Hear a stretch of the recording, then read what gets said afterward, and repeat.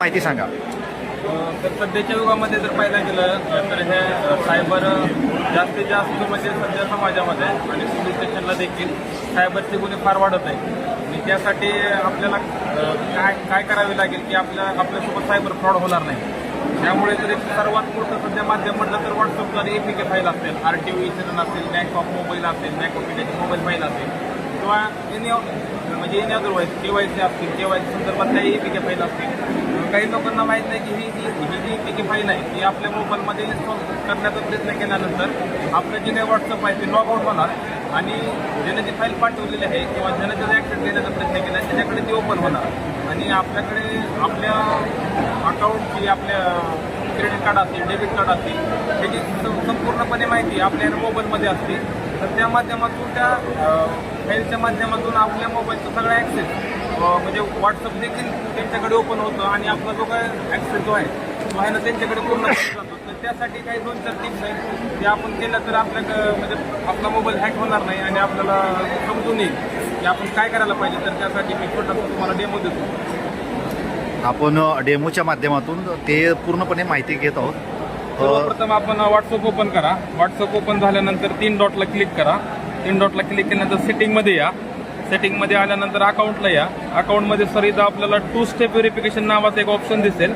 त्याला सर आपण हा आपला बंद असेल तर आपण हा टर्न ऑन करायचा आहे. टर्न ऑन केल्यानंतर 1, 2, 3, 4 असं न टाकता ऑर्डिनरी आपण कोणताही सांग की जो की आपल्याही नंतरही लक्षात राहील असा आपल्याला पासवर्ड तयार करायचा आहे.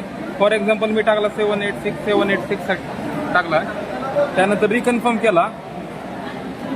त्यानंतर सेव्ह केला.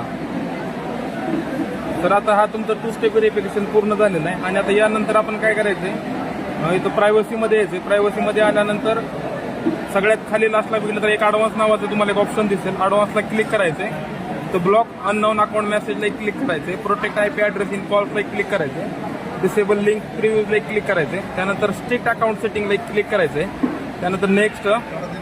त्यानंतर टर्न ऑन करायचे आहे. यानंतर ही तुम्ही एवढ्या जरी सेटिंग केल्या तरी तुमच्या मोबाईलमध्ये कोणतीही APK फाईल डाउनलोड होणार नाही जोपर्यंत तुम्ही डाउनलोड करीत नाही. फॉर एक्झाम्पल जरी तुम्ही केली आणि जर का तुमच्या मोबाईलचा पुढच्या व्यक्तीने जर का ॲक्सेस घेण्याचा प्रयत्न केला तर पहिल्यांदा त्याला 2 स्टेप व्हेरिफिकेशनला जो तुम्ही कोड टाकलेला आहे तो तुम्हाला टाकावा लागेल. तोपर्यंत त्याच्याकडे देखील जे व्हॉट्सअप आहे ते ओपन होणार नाही. त्यामुळे तुमच्या पैसे असतील अकाउंटवरले हे असतील, तुमचा डाटा असेल, फोटोज असतील ते तुमच्या पुढच्या व्यक्तीकडे जाणार नाही.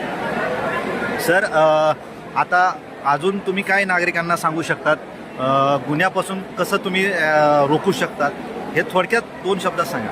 गुन्ह्यापासून रोखण्यासाठी सर्वप्रथम तुमचं व्हॉट्सअप असू द्या ते प्रायव्हेट करायला पाहिजे. फेसबुक, इंस्टाग्राम हे सगळं पब्लिक न करता प्रायव्हेट करायला पाहिजे.